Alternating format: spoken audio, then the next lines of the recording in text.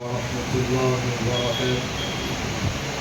نحمده ونصلي على رسوله الكريم، أما بعد، فأعوذ بالله من الشيطان الرجيم. بسم الله الرحمن الرحيم. أولئك كتب في قلوبهم الإيمان وأيدهم بروح منه. صدق الله العظيم.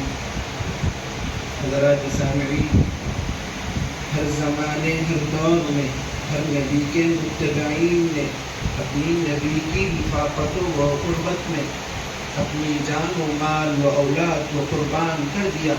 اسی طرح حضور صلی اللہ علیہ وسلم نے جب اپنی بعثت کا اعلان کیا تو کفر کے تپش میں دبے لوگوں میں چند لوگوں نے لبیک کہا، کردار نبوت پر لبیک کہا، اتباع شریعت پر لبیک کہا، اللہ اور اس کے رسول کی آواز پر لبیک کہا، نبی کی رفاقت و قربت پر لبیک کہا، وحدانیت و ربوبیت پر لبیک کہا، کلام اللہ اور صراط مستقیم پر لبیک کہا.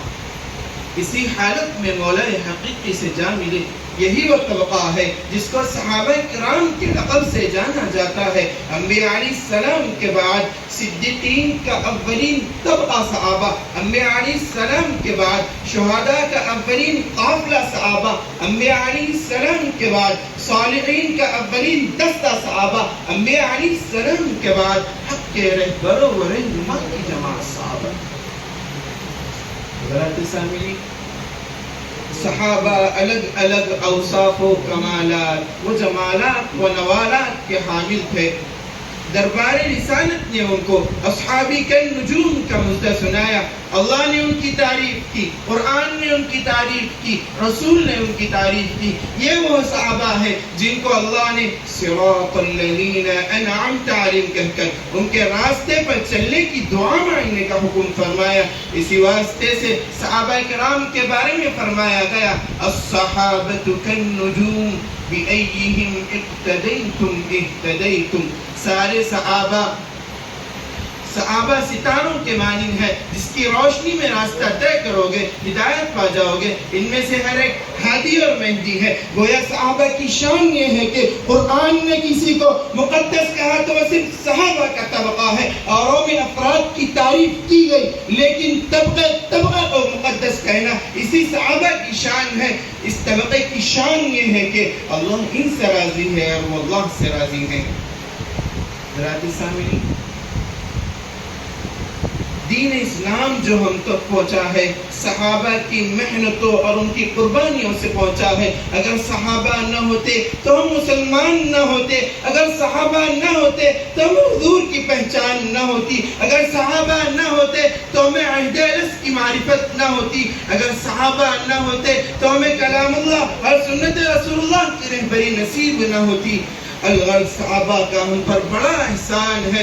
اللہ نے قرآن میں، حضور نے اپنے پاک ارشادات میں صحابہ کے مقام و مرتبے کو اور ان کی منقبت کو بیان فرمایا. دنیا کی سب سے مقدس کتاب قرآن میں کنتم خیر امت اخرجت للناس فرما کر خیر امت کے لقب سے نوازا. وَأَعَدَّ لَهُمْ جَنَّاتٍ تَجْرِي مِن تَحْتِهَا الْأَنْهَارُ فرما کر جنت کا سرٹیفکیٹ سپرد کیا. اولئک عنہا مبعدون کہہ کر جہنم سے دوری کا اعلان فرمایا. اولئک هم الراشدون فرما کر بزرگی کو ظاہر کیا. کتب فی قلوبہم الایمان وایدہم بروح من فرما کر صحابہ کے قلوب کو اور ایمان کی تعریف کو دگنا کیا. بس بارگاہ رسالت نے فمن احبہم فبحبی احبہم فرما کر اپنی محبت کو صحابہ کی محبت پر معلق کیا. ان اللہ اختارنی واختاری اصحابی سے اشرف تاریخ انسانی میں اشرف ترین صحابہ کو بتایا. حضرات سامعین، صحابہ کے قلب کو الگ سراہا، اعمال کو الگ سراہا گیا. اسی وجہ سے اہل سنت و جماعت کا عقیدہ ہے الصحابۃ کلہم عدول. سارے صحابہ متقین و پاک باز و مقدس ہیں. صحابہ کرام کے بارے میں حسن اعتقاد رکھنا واجب ہے. صحابہ کا ذکر خیر کرنا واجب ہے. صحابہ کو اللہ اور اس کے رسول کا محبوب ماننا واجب ہے. صحابہ کی شان میں بد کلامی کرنے والوں سے قطع تعلق واجب ہے. وما علینا الا البلاغ.